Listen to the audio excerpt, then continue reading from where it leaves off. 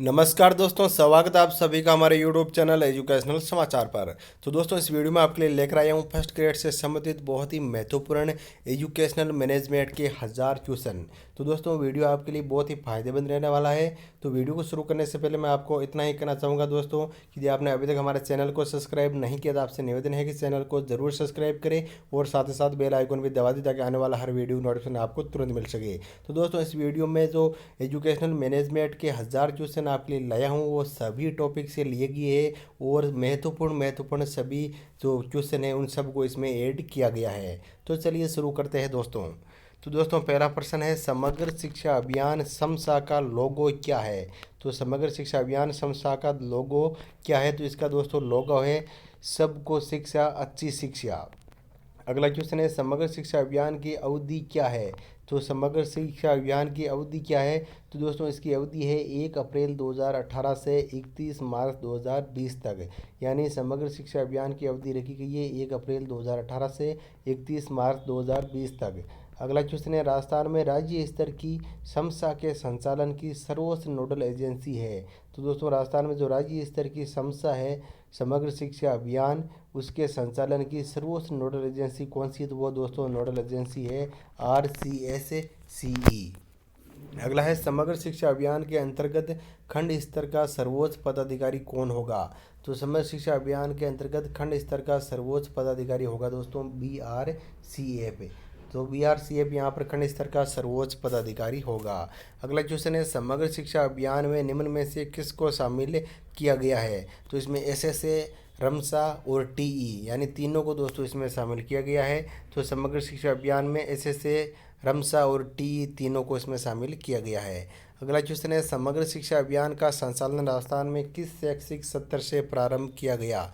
तो समग्र शिक्षा अभियान का संचालन राजस्थान में 2018-19 से प्रारंभ किया गया। अगला क्वेश्चन है, समग्र शिक्षा अभियान का संबंध है। तो समग्र शिक्षा अभियान का संबंध है दोस्तों पूर्व प्राथमिक से लगाकर 12वीं कक्षा तक। तो सही उत्तर होगा B, पूर्व प्राथमिक से 12 तक। अगला है, समग्र शिक्षा अभियान के अंतर्गत जिला स्तर का पदाधिकारी कौन होगा। तो दोस्तों, जिला स्तर का पदाधिकारी समग्र शिक्षा अभियान के तहत होगा DPC। अगला है, समग्र शिक्षा अभियान के अंतर्गत जिला स्तर का पदाधिकारी या जिला परियोजना समन्वयक DPC कौन होगा। तो दोस्तों DPC होगा CDEO। यानी समग्र शिक्षा अभियान के तहत DPC होगा CDEO। अगला क्वेश्चन है, RTE अधिनियम 2009 की कौन सी धारा के अंतर्गत प्रारंभिक शिक्षा अनिवार्य व निःशुल्क होगी। तो RTE की जो कौन सी धारा है जिसके अंतर्गत शिक्षा अनिवार्य व निःशुल्क होगी, तो दोस्तों वो धारा है धारा नंबर 3। अगला क्वेश्चन है, RTI अधिनियम 2009 की किस धारा के अंतर्गत प्राथमिक शिक्षा को रोकने एवं निष्कासन प्रतिषेध किया गया है। तो कौन सी धारा है जिसके अंतर्गत प्राथमिक शिक्षा को रोकने और उसका निष्कासन प्रतिषेध किया गया, तो वह दोस्तों धारा है धारा नंबर 16। अगला है, RTE अधिनियम 2009 के अनुसार प्रारंभिक शिक्षा का पाठ्यक्रम क्या होना चाहिए। तो RTE 2009 के अनुसार प्रारंभिक शिक्षा का पाठ्यक्रम दोस्तों बालक में ज्ञान का अंत्यशक्ति और योग्यता का निर्माण हो, पाठ्यक्रम संविधान में दिए गए मूल्यों के अनुरूप हो और बालक का सर्वांगीण विकास करे, ऐसा पाठ्यक्रम होना चाहिए। तो इसका सही उत्तर होगा D, उपयुक्त सभी। अगला है, RTE अधिनियम 2009 के अनुसार सही समूह को पहचानिए। कक्षा 1 से 5 तक 200 कार्य दिवस तथा 800 शिक्षण घंटे, कक्षा 6 से 8 तक 220 कार्य दिवस तथा 1000 शिक्षण घंटे, 45 शिक्षण घंटे प्रति सप्ताह तथा इसमें तैयारी के घंटे शामिल है। और चौथा है, छात्र शिक्षक अनुपात 40/1 6 माह में पूर्ण किया जाए। तो दोस्तों RTE 2009 के अनुसार सही समूह को पहचाना है। इसमें 2 4 होगा, 1 3 4 होगा या 1 2 3 होगा या फिर 1 2 3 4 होगा। तो दोस्तों इसका सही उत्तर होगा 1 2 3 4, यानी इसमें ये चारों ही सही है। अगला है, यदि आप किसी संस्था के संस्था प्रधान है तो बताइए उसमें कक्षा 1 से 5 तक के बच्चों के लिए कितने शिक्षक होंगे यदि आपकी छात्र संख्या 255 है। तो 255 छात्र संख्या पर दोस्तों शिक्षक होंगे 8। अगला है, गांधी जी के अनुसार बुनियादी शिक्षा 1937 का भाग है। तो यहाँ पर आप देख सकते हैं बुनियादी शिक्षा 1937 में गांधी जी ने किसको भाग माना है। तो इसमें है हस्तशिल्प, मातृभाषा, 7 वर्ष की शिक्षा और उपयोग सभी। तो इसमें उपयोग सभी होगा क्योंकि गांधी ने हस्तशिल्प, मातृभाषा और छात्र शिक्षा तीनों पर जोर दिया है। अगला है आरटीई बिल 2009 सर्वप्रथम संसद के किस सदन में पेश किया गया? तो आरटी 2009 सर्वप्रथम दोस्तों राज्यसभा में पेश किया गया। अगला है आरटीई एक्ट 2009 की अधिसूचना कब जारी की गई? तो आरटीई एक्ट 2009 की अधिसूचना जारी की गई 27 अगस्त 2009 को। अगला है 1 अप्रैल 2010 को संपूर्ण भारत में आरटीई एक्ट 2009 लागू किया गया, किस राज्य को छोड़कर? तो जम्मू कश्मीर को छोड़कर सभी मतलब देश में यहाँ पर लागू किया गया। अगला है आरटीई एक्ट 2009 परिणाम है? तो आरटीई 2009 परिणाम है संविधान संशोधन 86वें का, अनुच्छेद 21 का, अनुच्छेद 21 के को लागू करने का और शिक्षा सबके लिए। तो दोस्तों इसका सही उत्तर होगा उपयोग सभी। आरटीई एक्ट 2009 संविधान संशोधन 86 का भी परिणाम है, अनुच्छेद 21 के को लागू करने का परिणाम है और शिक्षा सबके लिए योजना के तहत ही आरटीई एक्ट 2009 यहाँ पर लागू किया गया। अगला है आरटीई एक्ट 2009 से संबंधित नहीं है, इसमें अध्याय 7 तथा धारा 38 है, 1 अप्रैल 2011 को लागू है, 6 से 14 वर्ष के बच्चों पर लागू है, कक्षा 1 से 8 तक लागू है। तो दोस्तों इसमें अध्याय 7 है, धारा 38 सही है, 6 से 14 वर्ष के बच्चों तक के भी लागू है और कक्षा 1 से 8 तक भी लागू है, लेकिन 1 अप्रैल 2011 को ये लागू नहीं हुआ था, ये 2009 में ही लागू हो गया। तो दोस्तों ये होगा गलत है। अगला है आरटीई एक्ट 2009 के अनुसार विद्यालयों के प्रकार नहीं है, सरकारी, निजी, खास श्रेणी या पब्लिक। तो 2009 एक्ट के अनुसार सरकारी, निजी और खास श्रेणी के है, लेकिन पब्लिक विद्यालय दोस्तों इसमें सम्मिलित नहीं है। अगला है राज्य बाल अधिकार संरक्षण अधिनियम कब बना? तो दोस्तों ये बना था 2005 में। अगला है आरटीई एक्ट 2009 के कौन से अध्याय में निःशुल्क व अनिवार्य शिक्षा का अधिकार दिया गया है? तो अध्याय 2 में निःशुल्क व अनिवार्य शिक्षा का अधिकार दिया गया है। अगला क्वेश्चन है भारत का भविष्य उसकी कक्षाओं में निर्मित हो रहा है, ये कथन है माध्यमिक शिक्षा आयोग के अनुसार, राष्ट्रीय शिक्षा नीति के अनुसार, कोठारी आयोग के अनुसार या राधाकृष्ण आयोग के अनुसार? तो दोस्तों इसका सही उत्तर होगा कोठारी आयोग के अनुसार। कोठारी आयोग के अनुसार कहा गया था कि भारत का भविष्य उसकी कक्षाओं में निर्मित हो रहा है। अगला है हेनरी पियोल ने शैक्षिक प्रबंध के कितने सिद्धांतों का प्रतिपादन किया? तो हेनरी पियोल ने शैक्षिक प्रबंध के 14 सिद्धांतों का प्रतिपादन किया था। इसमें आप देख सकते हैं हेनरी पियोल को आधुनिक प्रबंध का जन्मदाता भी माना जाता है और पियोल ने अपनी पुस्तक जनरल एंड इंडस्ट्रियल मैनेजमेंट में प्रबंधन के कुल 14 सिद्धांतों का प्रतिपादन किया, जिसमें कार्य विभाजन, अधिकार एवं उत्तरदायित्व, अनुशासन, आदेश की एकता, निर्देश की एकता, सामान्य हितों के समक्ष व्यक्तिगत हितों की अधीनता, पारिश्रमिक केंद्रीकरण, सोपान श्रृंखला, क्रम व्यवस्था, साम्य, कार्यकाल की स्थायित्वता, पहल क्षमता और सहयोग की भावना, ये दोस्तों 14 सिद्धांत हेनरी पियोल ने शैक्षिक प्रबंध के लिए दिए थे। अगला है एक अच्छा प्रबंधक होता है? तो एक अच्छा प्रबंधक होता है दोस्तों परिस्थितिजन्य, जन्मजात और वैज्ञानिक दृष्टिकोण। तो सही उत्तर इसका सभी होगा, क्योंकि एक अच्छा प्रबंधक परिस्थितिजन्य भी हो सकता है, जन्मजात भी हो सकता है और वैज्ञानिक दृष्टिकोण वाला भी हो सकता है। अगला है शैक्षिक प्रबंधन का अर्थ है? तो शैक्षिक प्रबंधन का अर्थ है पूर्व निर्धारित लक्ष्य की प्राप्ति, एक संस्था द्वारा सामूहिक प्रयास, शिक्षा प्रक्रिया की व्यवस्था करना या उपयुक्त सभी। तो दोस्तों इसमें उपयुक्त सभी होगा, क्योंकि ये तीनों शैक्षिक प्रबंधन के अर्थ है। अगला है प्रबंधन का हृदय है? तो दोस्तों प्रबंधन का हृदय है अभिप्रेरणा। अगला है शैक्षिक प्रबंधन का मूल तत्व नहीं है, निर्णय लेना, मानवीय संबंध, संचार या फिर भौतिकवाद। तो शैक्षिक प्रबंधन का मूल तत्व नहीं है भौतिकवाद, बाकी तीनों है। अगला है विद्यालय में खेल का मैदान है लेकिन उसमें बालक खेलते दिखाई नहीं देते हैं, तो उसमें किसका अभाव है? तो दोस्तों आप देख सकते हैं इसमें 4 ऑप्शन दिए गए हैं, संगठन, समन्वय, निर्देशन और अभिप्रेरणा। तो दोस्तों इसका सही उत्तर होगा समन्वय, क्योंकि विद्यालय में खेल का मैदान है लेकिन बालक खेलते नहीं दिखाई दे रहे, तो उनमें समन्वय की कमी है, यानी बालक आपस में समन्वय नहीं रखते, इसी कारण वो नहीं खेल रहे हैं। अगला है शैक्षिक प्रबंध एक ऐसी प्रक्रिया है जिसका संबंध ऐसी व्यवस्था करने से है जिसमें संपूर्ण शैक्षिक कार्यक्रम सफलतापूर्वक व्यवहारिक रूप से संपन्न हो सके, ये किसके विचार है? तो दोस्तों ये विचार है जी.बी. सीरियस के। अगला है लूथर गुल्ली के अनुसार आधुनिक संप्रत्यय के अनुसार शैक्षिक प्रबंध के कितने तत्व या घटक शामिल हैं? तो लूथर गुल्लिक ने दोस्तों 7 घटक माने हैं, इसमें आप देख सकते हैं 7 घटक उन्होंने माने और आप इसको शॉर्ट रूप से पोस्ट कॉर्प से भी देख सकते हैं। तो पी का प्लानिंग, ओ का ऑर्गेनाइजेशन, एस का स्टाफिंग, डी का डायरेक्शन, को का कोऑर्डिनेट और आर का रिपोर्टिंग और बी का बजटिंग यानी बजट निर्माण। ये दोस्तों लूथर गुलिक ने यहाँ पर 7 घटक माने हैं। अगला क्वेश्चन है, शैक्षिक प्रबंधन का उद्देश्य नहीं है संसाधनों का अधिकतम उपयोग, मूल्यांकन करना, संसाधनों में असमन्वय, छात्रों के व्यक्तिगत विकास पर ध्यान। तो शैक्षिक प्रबंधन का उद्देश्य नहीं है संसाधनों में असमन्वय, बाकी तीनों दोस्तों यहाँ पर उद्देश्य है। अगला है, सर हेनरी फ्यूल के अनुसार प्रबंधन है। तो हेनरी फ्यूल के अनुसार दोस्तों प्रबंधन है POCCC यानी पी का प्लानिंग, ओ का ऑर्गेनाइजेशन, सी का कमांड, सी का कंट्रोल और सी का कोऑर्डिनेट। अगला है, निर्देशन की प्रक्रिया का भाग नहीं है। तो निर्देशन की प्रक्रिया का दोस्तों भाग नहीं है अनुशासन।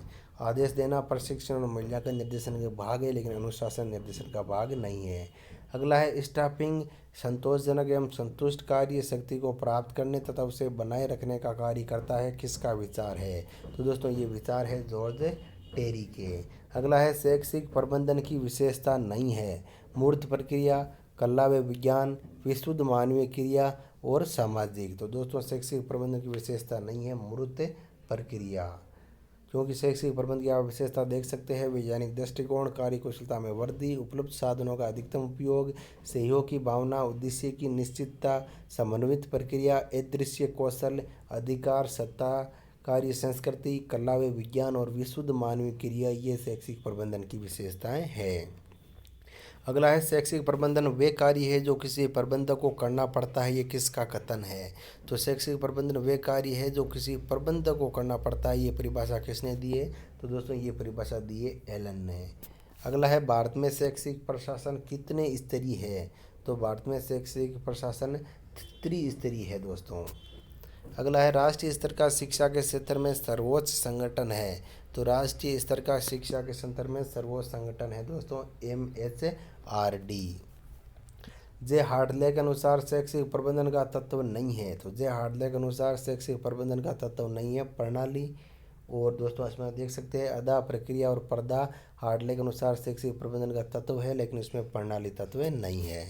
अगला है, शैक्षिक प्रबंधन वे कार्य है जो किसी प्रबंधन को करना पड़ता है, ये परिभाषा किसने दी है। तो ये परिभाषा दोस्तों दी है एलन ने। अगला है, प्रबंधन के क्षेत्र में कला एवं विज्ञान एक ही सिक्के के पहलू है, ये किसने कहा है। तो ये कहा है दोस्तों हिलकर्ट ने। अगला है, प्रबंधन करने से आशय पूर्वानुमान लगाना एवं योजना बनाना, संगठन की व्यवस्था करना, निर्देश देना, समन्वय करना तथा नियंत्रण करने से है, ये विचारधारा किसकी है। तो दोस्तों ये विचारधारा है हेनरी फ्यूल की। अगला क्वेश्चन है, सिविरा पत्रिका का प्रकाशन किसके द्वारा किया जाता है। तो दोस्तों सिविरा पत्रिका का प्रकाशन करता है निदेशालय माध्यमिक शिक्षा। अगला है, सिविरा के एक शैक्षिक सत्र में कितने अंक प्रकाशित होते हैं। तो सिविरा के एक शैक्षिक अंक में 11 अंक प्रकाशित होते हैं। अगला है, सिविरा का प्रथम अंक कौन से माह में प्रकाशित होता है। तो सिविरा का प्रथम अंक प्रकाशित होता है जुलाई माह में। तो आप देख सकते हैं सिविरा का प्रकाशन 1960 से निदेशालय माध्यमिक शिक्षा विभाग राजस्थान बीकानेर द्वारा किया जाता है तथा सिविरा का पूरा नाम शिक्षा विभाग राजस्थान होता है। ये एक शिक्षा विभाग की मासिक पत्रिका है। इसमें शिक्षा विभाग से संबंधित आदेश व सूचनाएं प्रकाशित होते हैं। इसके 11 अंक प्रकाशित होते हैं। नया शिक्षक टीचर टुडे निदेशालय द्वारा नया शिक्षक त्रैमासिक पत्रिका का प्रकाशन भी किया जाता है। इसमें शिक्षण से संबंधित नवाचार व शिक्षक समस्याओं का प्रकाशन किया जाता है। अगला आप देख सकते हैं, Rajasthan state open school Jaipur से संबंधित तथ्य नहीं है। इसकी स्थापना 21 मार्च 2005 को जयपुर में हुई। 5 विषय का चुनाव किया जाता है। 5 विषय में 9 बार परीक्षा में बैठने की छूट होती है और प्रवेश की अधिकतम आयु 30 वर्ष होती है। तो दोस्तों इसका सही तथ्य नहीं है, प्रवेश की अधिकतम आयु 30 वर्ष है। अगला है, राजस्थान माध्यमिक शिक्षा विभाग का कार्य नहीं है भाषाओं को प्रोत्साहन, शिक्षक शिक्षा का सुदृढ़ीकरण एवं संचालन, प्रारंभिक शिक्षा का विस्तार करना, शैक्षिक प्रबंधन व प्रशासन का दायित्व है। तो दोस्तों इसका कार्य नहीं है प्रारंभिक शिक्षा का विस्तार। तो राजस्थान माध्यमिक शिक्षा का कार्य नहीं है प्रारंभिक शिक्षा का विस्तार, क्योंकि ये भाषाओं को प्रोत्साहन देता है, शिक्षक शिक्षा का सुदृढ़ीकरण करता है और शैक्षिक प्रबंधन व प्रशासन का दायित्व करता है। अगला आप देख सकते हैं, राजस्थान में शैक्षिक प्रबंधन की नींव किसकी स्थापना से हुई। तो राजस्थान में निदेशालय की स्थापना से शैक्षिक प्रबंधन की नींव हुई। राजस्थान माध्यमिक शिक्षा निदेशालय बीकानेर ने स्वतंत्र रूप से कार्य प्रारंभ किया। तो राजस्थान बीकानेर निदेशालय ने 1998 से स्वतंत्र रूप से कार्य आरंभ किया। तो वर्तमान में शैक्षिक प्रशासन प्रबंधन की दृष्टि से राजस्थान को कितने मंडल या संभाग में बांटा गया है? तो राजस्थान में अभी 9 मंडल या संभाग दोस्तों शैक्षिक प्रबंधन की दृष्टि से है। अगला है राजस्थान कौन कौन से नए शैक्षिक मंडल संभाग बनाए गए हैं? तो राजस्थान में पाली और बीकानेर नए शैक्षिक मंडल बनाए गए हैं। अगला है वर्तमान में सर्वाधिक जिलों वाला शैक्षिक संभाग या मंडल कौन सा है? तो वह है दोस्तों उदयपुर संभाग। अगला क्वेश्चन है राजस्थान मदरसा बोर्ड जयपुर की स्थापना कब की गई? तो राजस्थान मदरसा बोर्ड जयपुर की स्थापना की गई 8 से 27 जनवरी 2003 को। तो आप देख सकते हैं यहाँ पर 27 जनवरी 2003 को राजस्थान मदरसा बोर्ड जयपुर की स्थापना की गई। तो राजस्थान मदरसा बोर्ड जयपुर 27 जनवरी 2003 में राजस्थान मदरसा बोर्ड जयपुर में स्थापित प्रारंभिक शिक्षा विभाग के अधीन एक स्वायत्त शासी संस्था के रूप में की गई। इन मदरसों में मुस्लिम समुदाय के बच्चे दीनी तालीम हासिल करते हैं और इसकी स्थापना का उद्देश्य दीनी तालीम के साथ साथ आधुनिक शिक्षा देना भी है। तो राजस्थान का शैक्षिक संभाग मंडल बीकानेर का भाग नहीं है। तो बीकानेर में आप देख सकते हैं हनुमानगढ़, चूरू, गंगानगर। तो इसमें चूरू नहीं है क्योंकि आप देख सकते हैं दोस्तों बीकानेर में हनुमानगढ़, गंगानगर है और साथ ही आप देख सकते हैं श्री गंगानगर है। तो राजस्थान के प्रमुख शैक्षिक विभाग देख सकते हैं आप जयपुर मंडल में अलवर, जयपुर, दौसा है। जोधपुर मंडल में बाड़मेर, जैसलमेर, जोधपुर है जो सर्वाधिक क्षेत्रफल वाला संभाग है। चूरू मंडल में झुंझुनू, सीकर, चूरू है। कोटा में बारां, झालावाड़, बूंदी, कोटा है। और उदयपुर में डूंगरपुर, बांसवाड़ा, राजसमंद, चित्तौड़, प्रतापगढ़, उदयपुर है सर्वाधिक जिलों वाला संभाग है। अजमेर मंडल में नागौर, टोंक, भीलवाड़ा, अजमेर है। भरतपुर मंडल में धौलपुर, करौली, सवाईमाधोपुर, भरतपुर है। और पाली मंडल में सिरोही, जालोर, पाली है। और बीकानेर मंडल में श्री गंगानगर, हनुमानगढ़ और बीकानेर है। बीकानेर और पाली नवीनतम संभाग है। अगला आप देख सकते हैं राजस्थान सचिवालय में स्कूल शिक्षा विभाग का मुखिया कौन होता है? तो राजस्थान सचिवालय में स्कूल शिक्षा विभाग का मुखिया होता है दोस्तों प्रमुख शासन सचिव। तो प्रमुख शासन सचिव राजस्थान सचिवालय में स्कूल शिक्षा विभाग का मुखिया होता है। अगला है सरकार व शिक्षा संस्थाओं के मध्य संपर्क स्थापित करके शैक्षिक नीतियों के पालन को सुनिश्चित करना किस संस्था का दायित्व है? तो दोस्तों ये दायित्व है निदेशालय का। अगला है किस दिन संपूर्ण प्रारंभिक शिक्षा को पंचायती राज को स्थानांतरित कर दिया गया लेकिन पैतृक विभाग प्रारंभिक शिक्षा विभाग को ही रखा गया? तो 2 अक्टूबर 2010 को दोस्तों पंचायत राज को स्थानांतरित कर दिया गया प्रारंभिक शिक्षा को, लेकिन पैतृक विभाग प्रारंभिक शिक्षा विभाग को ही रखा गया। अगला है राजस्थान माध्यमिक शिक्षा विभाग की स्वायत्त शासी संस्था नहीं है।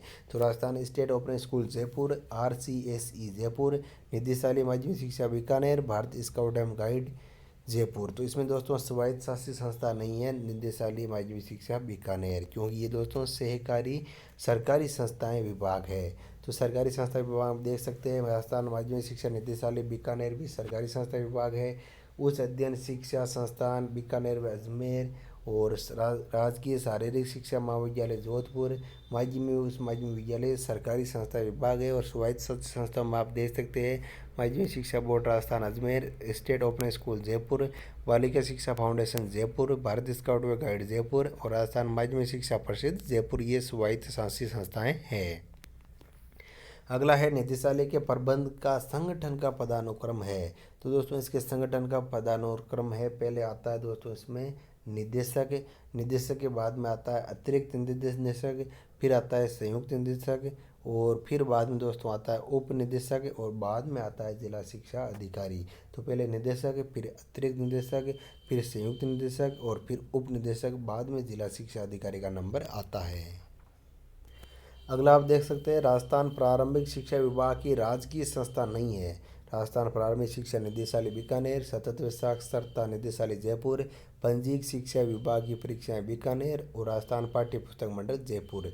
तो प्रारंभिक शिक्षा विभाग की राजकीय संस्था नहीं है राजस्थान पाठ्य पुस्तक मंडल जयपुर। आगे आप देख सकते हैं राजस्थान प्रारंभिक शिक्षा विभाग की स्वायत्त शासी संस्था नहीं है। तो राजस्थान प्रारंभिक शिक्षा विभाग की स्वायत्त शासी संस्था नहीं है दोस्तों, इसमें डाइट, क्योंकि RCE जयपुर है, RSCERT उदयपुर है और RSTB जयपुर भी है, लेकिन डाइट से यहाँ पर स्वायत्त शासी संस्था नहीं है। अगला है सीएट उदयपुर का प्रमुख कार्य नहीं है, तो सीएट उदयपुर का प्रमुख कार्य सेवापूर्ण प्रशिक्षण नहीं है। बाकी शैक्षिक अनुसंधान, पाठ्यक्रम निर्माण और अकादमिक निर्देशन सीएट उदयपुर का कार्य है। तो इसका सही उत्तर होगा डी, सेवापूर्ण प्रशिक्षण। अगला है प्राथमिक व उच्च प्राथमिक विद्यालयों को मान्यता व क्रमोन्नत किसके द्वारा किया जाता है? तो प्राथमिक व उच्च प्राथमिक विद्यालयों को क्रमोन्नत किया जाता है निदेशालय प्रारंभिक शिक्षा द्वारा। अगला है पंजीयक शिक्षा विभागीय परीक्षाएं बीकानेर का कार्य नहीं है, तो पंजीयक शिक्षा विभागीय परीक्षा बीकानेर का कार्य है DELD की परीक्षा कराना, संगीत प्रभाकर परीक्षा कराना, संगीत भूषण परीक्षा कराना और प्रतिभा खोज परीक्षा कराना। इसका दोस्तों कार्य नहीं है, तो इसका सही उत्तर होगा डी, प्रतिभा खोज परीक्षा है। आप देख सकते हैं यहाँ पर पंजीयक शिक्षा विभागीय परीक्षा बीकानेर के कार्य शिक्षण प्रशिक्षण परीक्षा प्रथम व द्वितीय वर्ष, संगीत भूषण परीक्षा, संगीत प्रभाकर परीक्षा प्रथम व द्वितीय वर्ष, अनुसूचित जाति अनुसूचित जनजाति प्रतिभावान छात्रवृत्ति परीक्षा और पत्राचार शिक्षण प्रशिक्षण परीक्षा प्रथम व द्वितीय वर्ष, जिला स्तरीय अधिकतम स्तर मूल्यांकन परीक्षा 5वीं बोर्ड का आयोजन करना यहाँ पर पंजीयक शिक्षा विभागीय परीक्षा दोस्तों उसका कार्य है। अगला है राजस्थान माध्यमिक शिक्षा के गुणात्मक व मात्रात्मक ढांचे में सुधार हेतु किस संस्था की स्थापना की गई है? तो राजस्थान माध्यमिक शिक्षा के गुणात्मक व मात्रात्मक ढांचे में सुधार के लिए RCSE की स्थापना की गई है। अगला है पंजीयक शिक्षा विभाग की परीक्षा बीकानेर का कार्यालय अध्यक्ष किसके समकक्ष होता है?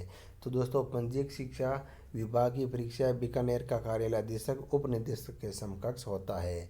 अगला है राजस्थान में गलत तथ्य को पहचानिए। राजस्थान मदरसा बोर्ड जयपुर, राजस्थान प्रारंभिक शिक्षा परिषद जयपुर, सतत व साक्षरता निदेशालय बीकानेर और RSCERT उदयपुर। तो इसका सही उत्तर होगा सतत व साक्षरता निदेशालय बीकानेर। ये दोस्तों गलत तथ्य है।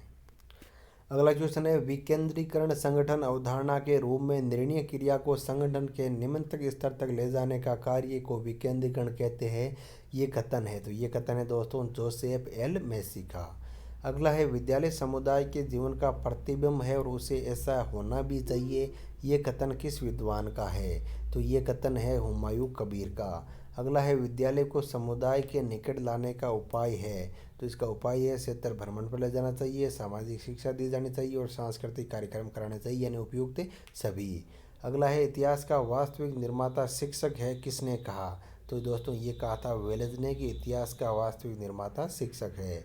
अगला है एक अध्यापक कभी भी सच्चे तरीके से नहीं पढ़ा सकता जब तक कि वे स्वयं न सीख रहा हो। ये विचार किसके हैं? तो ये विचार है रविंद्रनाथ टैगोर के। अगला है समुदाय को विद्यालय के निकट लाने का उपाय नहीं है, तो दोस्तों समुदाय को विद्यालय के निकट लाने का उपाय नहीं है, तो वो नहीं है भ्रमण। तो सही उत्तर होगा भ्रमण।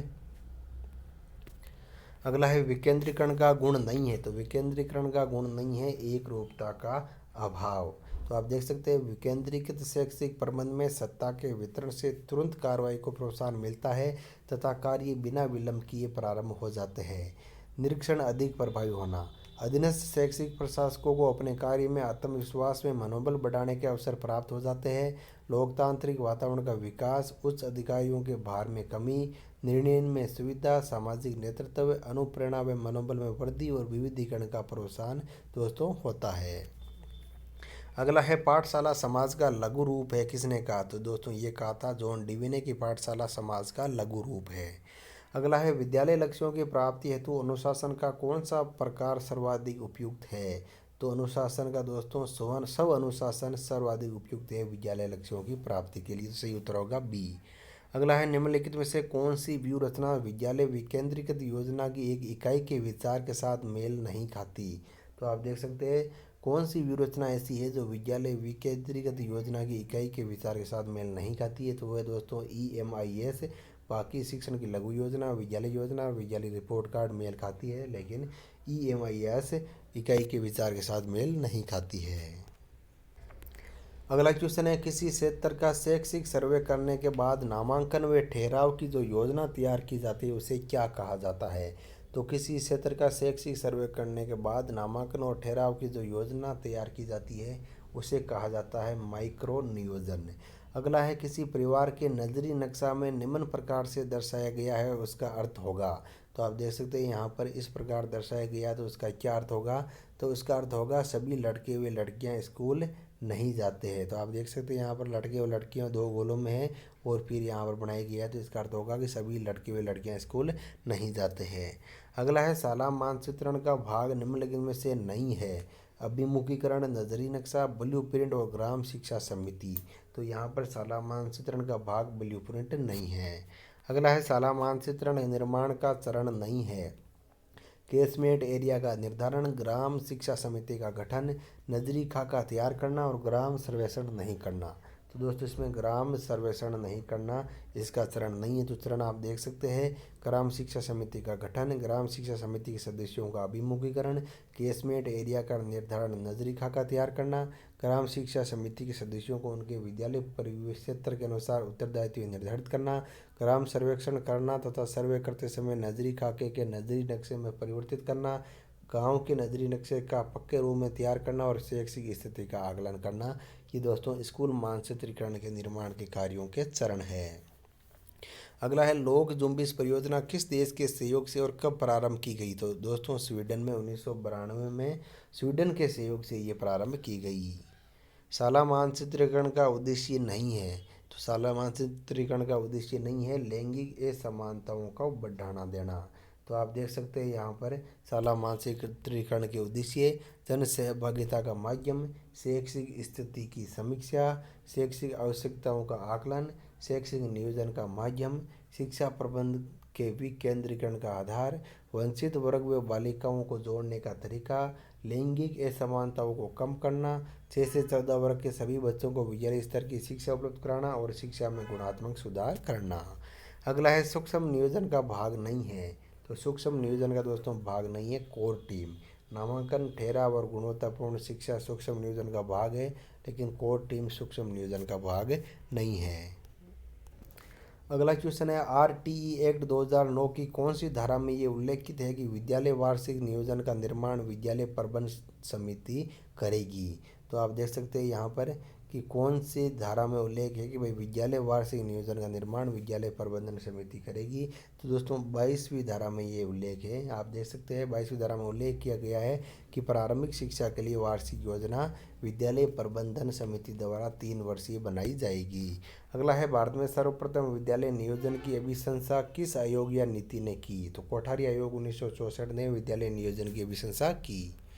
अगला है राजस्थान में विद्यालय योजना कब से चल रही है? तो राजस्थान में विद्यालय योजना चल रही है 1968 से।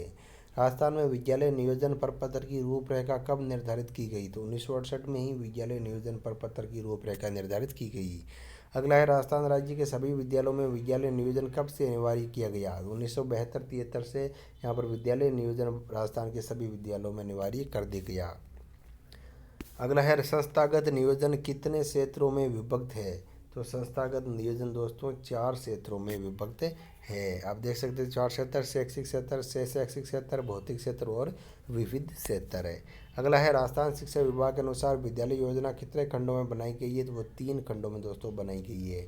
अगला है संस्थागत नियोजन शिक्षा सुधार की यात्रा में एक मील का पत्थर है, ये किसने कहा? तो ये कहा था दोस्तों E.W. फ्रैंकलिन ने। अगला क्वेश्चन है संस्थागत नियोजन की विशेषताएं नहीं है, लचीला, विशिष्टता, लोकतांत्रिक और उद्देश्य रहित। तो संस्थागत नियोजन की विशेषता नहीं है उद्देश्य रहित, क्योंकि लचीला होना जरूरी है, विशिष्टता होनी चाहिए, लोकतांत्रिक होना चाहिए, लेकिन उद्देश्य रहित होना संस्थागत नियोजन की विशेषता नहीं है। तो इसकी विशेषता आप देख सकते हैं योजना निर्माण संस्था की आवश्यकता एवं अपेक्षाओं के संदर्भ में सहयोगी अध्यापकों, कर्मचारियों, छात्रों और अभिभावकों में विचार विमर्श एवं वस्तु स्थिति का अध्ययन के उपरांत बनाई जाए। योजना प्रत्येक क्षेत्र शैक्षिक से शैक्षिक भौतिक से ली जाए। योजना व्यवहारिक और उपलब्धिपरक हो, साथ ही मूल्यांकन विधि उसकी प्रक्रिया का स्पष्ट संकेत हो।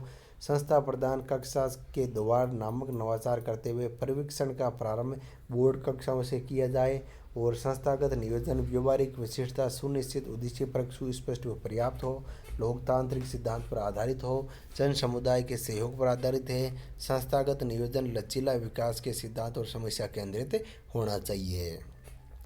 अगला है प्रार्थना सभा संस्थागत नियोजन के किस क्षेत्र का भाग है? तो प्रार्थना सभा दोस्तों से शैक्षिक क्षेत्र का भाग है।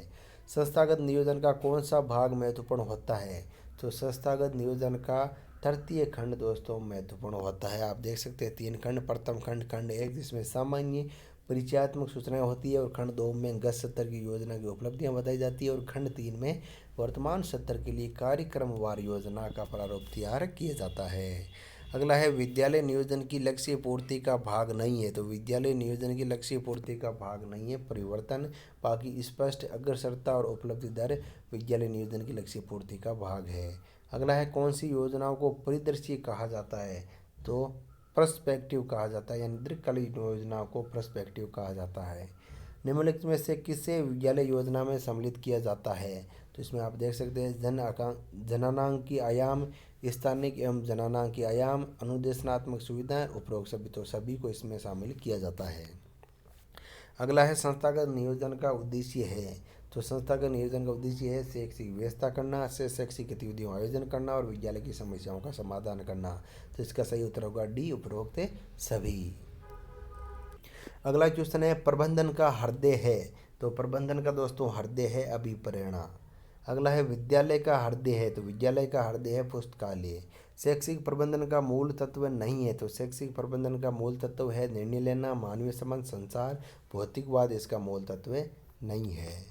अगला है विद्यालय में खेल का मैदान है लेकिन बालक के खेलते दिखाई नहीं देते, किसका अभाव है। तो इसमें अभाव है समन्वय का। अगला है प्रबंधन का मस्तिष्क माना जाता है। तो प्रबंधन का मस्तिष्क माना जाता है संगठन को। शैक्षिक प्रबंध एक ऐसी प्रक्रिया है जिसका संबंध ऐसी व्यवस्था करने से है जिसमें संपूर्ण शैक्षिक कार्यक्रम सफलतापूर्वक व्यवहारिक रूप से संपन्न हो सके, किसके विचार है। तो ये विचार है जे.बी. सीरियस के। अगला है शैक्षिक प्रबंधन का उद्देश्य नहीं है। तो शैक्षिक प्रबंधन का उद्देश्य संसाधनों का अधिकतम उपयोग है, मूल्यांकन करना है, छात्रों के व्यक्तिगत विकास पर ध्यान देना है। तो इसका सही उद्देश्य नहीं है संसाधनों में समन्वय। अगला है निर्देशन की प्रक्रिया का भाग नहीं है। तो निर्देशन की प्रक्रिया का भाग नहीं है अनुशासन। अगला है स्टाफिक संतोषजनक व संतुष्ट कार्य शक्ति को प्राप्त करने व उसे बनाए रखने कार्य करता है, किसका विचार। तो ये विचार है जॉर्ज टेरी का। अगला है शैक्षिक प्रबंधन की विशेषता नहीं है। तो इसका मूर्त प्रक्रिया इसकी विशेषता नहीं है। अगला है शैक्षिक प्रबंधन वे कार्य है जो किसी प्रबंधक को करना पड़ता है, किसका कथन है। तो ये कथन है दोस्तों एलन का। अगला है लोक जुम्बिश परियोजना किस देश के सहयोग से और कब प्रारंभ हुई। तो स्वीडन के सहयोग से 1992 में ये प्रारंभ हुई थी। अगला है शाला मानचित्रण का उद्देश्य नहीं है शैक्षिक स्थिति का आकलन करना, जनसापेक्षता प्राप्त करना, लैंगिक असमानताओं को बढ़ना और शैक्षिक नियोजन में सहयोग। तो दोस्तों लैंगिक असमानताओं का बढ़ना इसका उद्देश्य नहीं है। अगला है सूक्ष्म नियोजन का भाग नहीं है नामांकन, ठहराव, गुणवत्तापूर्ण शिक्षा और कोर टीम। तो कोर टीम इसका दोस्तों भाग नहीं है। अगला है किसी क्षेत्र विशेष की शैक्षिक सुविधाओं का आकलन कर उन्हें मानचित्र में दर्शाना कहलाता है। तो वो कहलाता दोस्तों शाला मानचित्रण।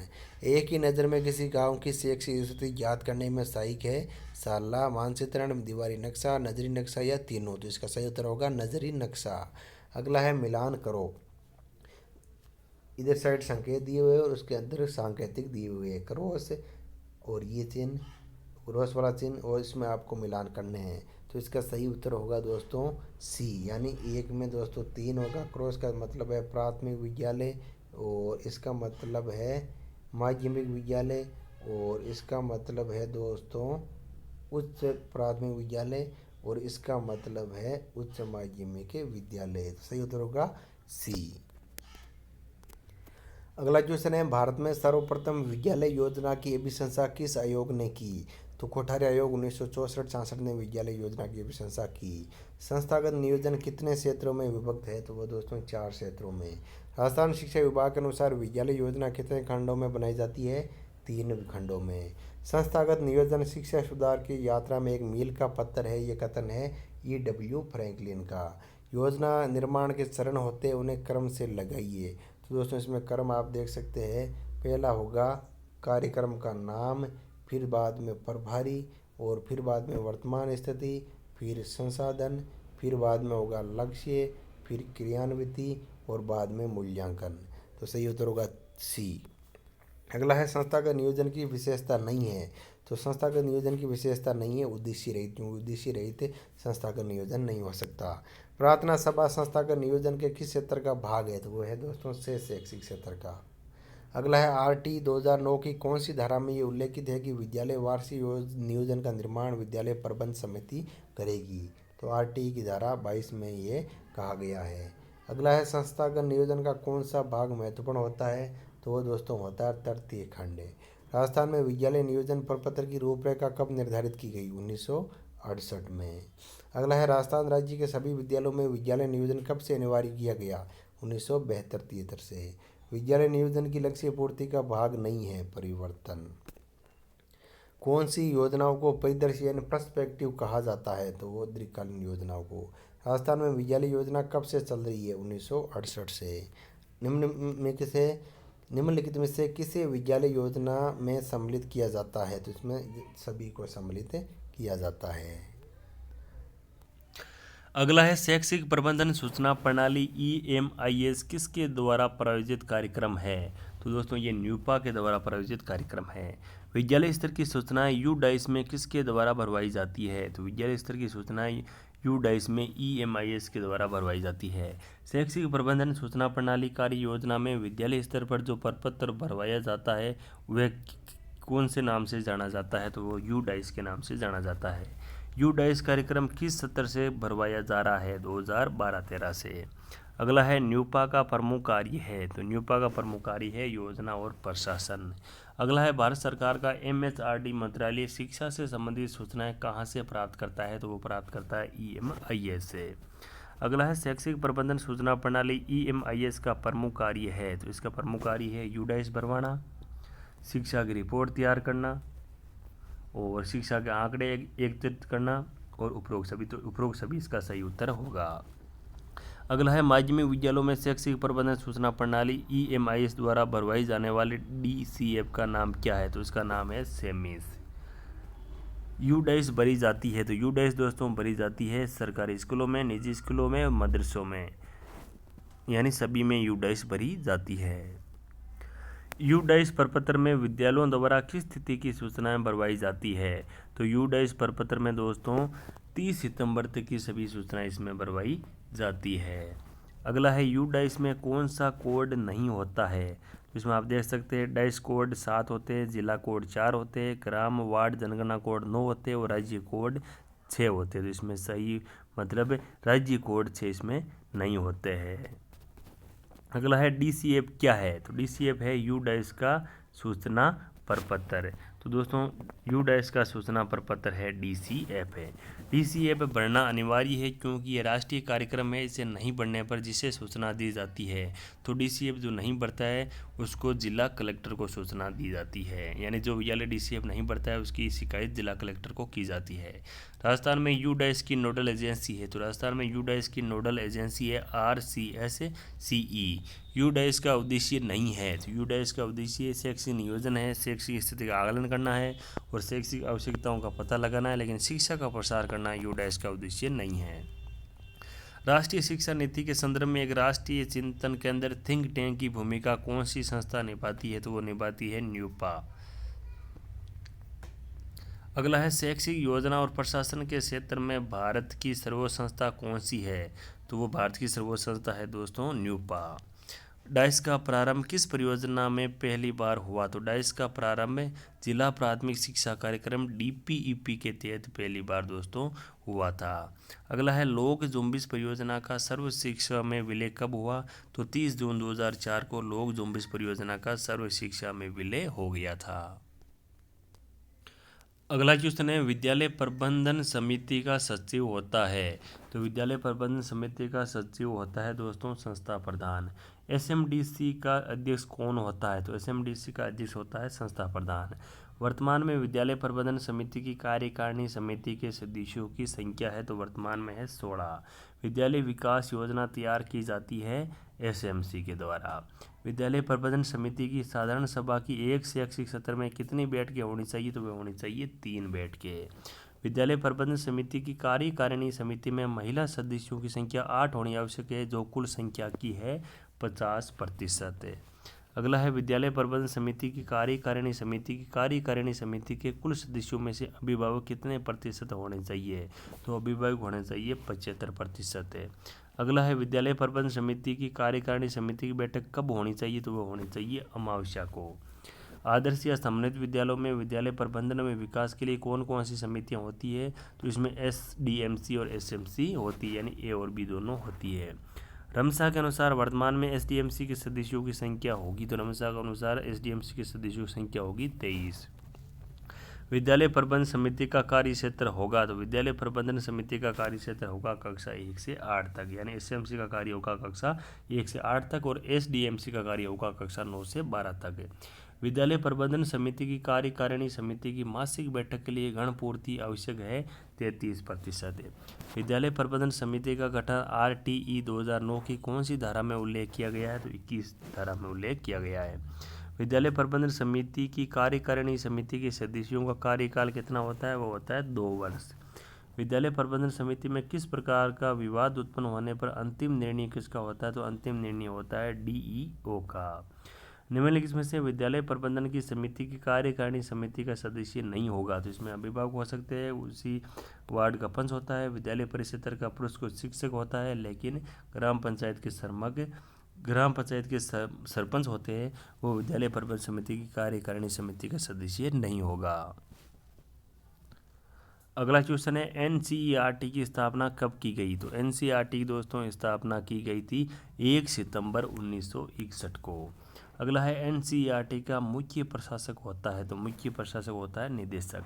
NCERT का मुख्य घटक नहीं है, तो मुख्य घटक नहीं है CTE, RIE है, CIET है और NIE प्रमुख घटक है। अगला है न्यूपा का मुख्यालय व स्थापना कब हुई? तो न्यूपा की दोस्तों स्थापना हुई थी नई दिल्ली में 1962 में। अगला है न्यूपा का कार्य नहीं है, तो न्यूपा कार्य है शैक्षिक योजना में प्रशासन, प्रशिक्षण कार्य, अकादमिक कार्य, लेकिन राष्ट्रीय पाठ्य सामग्री का निर्माण न्यूपा का कार्य नहीं है, तो सही उत्तर होगा D। अगला है RSCERT या CET का अध्यक्ष कौन होता है?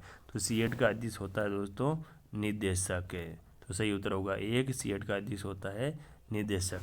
अगला है CET की नीति निर्धारक परामर्शदात्री समिति होती है, उसका अध्यक्ष कौन होता है? तो उसका अध्यक्ष होता है शिक्षा निदेशक।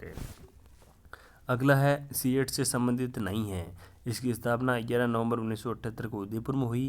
प्रारंभिक शिक्षा का अध्ययन राज्य की संस्था है, प्रोफेसर RC मल्होत्रा समिति की अभिशंसा से हुई और प्रारंभिक शिक्षा का पाठ्यक्रम निर्माण करती है, तो इसका मतलब है संबंधित नहीं है प्रारंभिक शिक्षा का अध्ययन राज्य की संस्था, क्योंकि राज्य की संस्था नहीं है। अगला है CET का प्रमुख कार्य है, तो CET का प्रमुख कार्य है अकादमिक निर्देशन, अनुसंधान व प्रशिक्षण, प्रारंभिक शिक्षा पाठ्यक्रम निर्माण, तो इसमें दोस्तों सभी सही होंगे। CET में 9 विभाग है, उनमें से कौन सा नहीं है? तो CET में विज्ञान व गणित विभाग है, शिक्षा क्रम व मूल्यांकन विभाग है, शिक्षा तकनीकी विभाग है, लेकिन सेवा पूर्व प्रशिक्षण विभाग इसमें नहीं है। अगला है DEIED या BSTC का पाठ्यक्रम निर्माण किसके द्वारा किया जाता है? तो वो CET के द्वारा किया जाता है। राष्ट्रीय स्तर की वह कौन सी संस्था है जो सेवा पूर्व का प्रशिक्षण प्रदान करती है? तो वह है दोस्तों RIE, यानी regional institute of education. Bharat में कुल 5 क्षेत्रीय शिक्षा संस्थान हैं, उनमें से एक नहीं है, तो दोस्तों इसमें कटक नहीं है, अजमेर, शिलांग और मैसूर क्षेत्रीय शिक्षा संस्थान है। अगला है भारत में क्षेत्रीय शिक्षा महाविद्यालयों की स्थापना कब की गई? तो भारत में क्षेत्रीय शिक्षा महाविद्यालयों की स्थापना की गई जुलाई 1963 में। सिक्किम राज्य कौन से RIE के अंतर्गत आता है? तो सिक्किम दोस्तों शिलांग केंद्र के अंतर्गत आता है। अगला है RIE का मुखिया कौन होता है? तो RIE का मुखिया होता है दोस्तों प्राचार्य। अगला है RIE में 4 विभाग होते हैं, उनमें से कौन सा नहीं है? तो इसमें मनोविज्ञान विभाग नहीं है, शिक्षा विभाग है, गणित विज्ञान विभाग है, विस्तार शिक्षा विभाग है, लेकिन मनोविज्ञान विभाग RIE में नहीं है। अगला है समस्त RIE किसके प्रशासनिक नियंत्रण में कार्य करते हैं? तो वो NCERT के नियंत्रण में कार्य करते हैं। RIE का प्रमुख कार्य नहीं है, तो RIE का प्रमुख कार्य नहीं है पाठ्यक्रम निर्माण, विस्तार सेवा, शोध कार्य और प्रशिक्षण इनका प्रमुख कार्य है। RIE अजमेर में कक्षा 1 से 12 तक का एक विद्यालय स्थापित किया गया, उसे कहा गया है, तो उसे कहा गया है DMS। RIE के द्वारा संचालित पाठ्यक्रम नहीं है BSc+B.Ed, BA+M.Ed, M.Ed+PhD या IDGC, तो इसमें BA प्लस एम.एड RIE के संचालित पाठ्यक्रम नहीं है। RIE का कौन सा विभाग सेवाकालीन प्रशिक्षण प्रदान करता है? तो इसका विस्तार शिक्षा विभाग सेवाकालीन प्रशिक्षण प्रदान करता है। न्यूपा को विश्वविद्यालय कब घोषित किया गया? तो न्यूपा को 2006 में विश्वविद्यालय घोषित किया गया। अगला है पूर्वी भारत का RIE निम्नलिखित में से कौन सा है? तो पूर्वी भारत का शिलांग मेघालय RIE है। शिलांग RIE कौन से विश्वविद्यालय के अंतर्गत आती है? तो वो आती है NEHU के अंतर्गत है। क्षेत्रीय शिक्षा संस्थान अजमेर किस राज्य से संबंधित नहीं है? राजस्थान, गुजरात, उत्तर प्रदेश और पंजाब। तो गुजरात से संबंधित नहीं है। क्षेत्रीय शिक्षा संस्थान अजमेर राजस्थान, उत्तर प्रदेश और पंजाब से संबंधित है। NERIE नीरी शिलांग की स्थापना कब हुई? तो इसकी स्थापना हुई 1995 में। IASE का पूरा नाम है? तो IASE का पूरा नाम है institute of advanced study in education.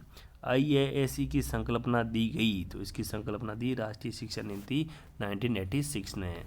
IASE का प्रमुख कार्य है प्रशिक्षण देना, अनुदेशन सामग्री का विकास, अकादमिक निर्देशन और उपरोक्त सभी। तो उपरोक्त सभी इसका सही उत्तर होगा।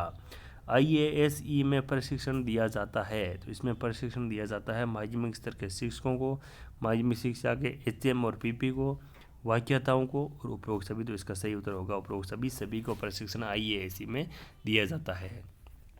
IASE का उद्देश्य है? तो इसका उद्देश्य है छात्रों को शिक्षा के लिए कार्य अनुभव, ज्ञानात्मक अर्जन के लिए मानसिक व शारीरिक श्रम की आवश्यकता, मानव व्यवहार संबंधी समस्याओं पर कार्यशालाओं का आयोजन और उपरोक्त सभी। तो सही उत्तर होगा उपरोक्त सभी। अगला है IASE का कार्य नहीं है? तो दोस्तों इसमें आप देख सकते हैं शिक्षक शिक्षा में मार्गदर्शक, विद्यालय शिक्षा में नवाचार प्रयोग और व्यावसायिक शिक्षा में प्रशिक्षण और प्रारंभिक शिक्षा में प्रशिक्षण है। तो इसके तीनों कार्य है, लेकिन प्रारंभिक शिक्षा में प्रशिक्षण IASE का कार्य नहीं है। अगला है CTES का पूरा नाम? तो CTE का पूरा नाम है college of teacher education.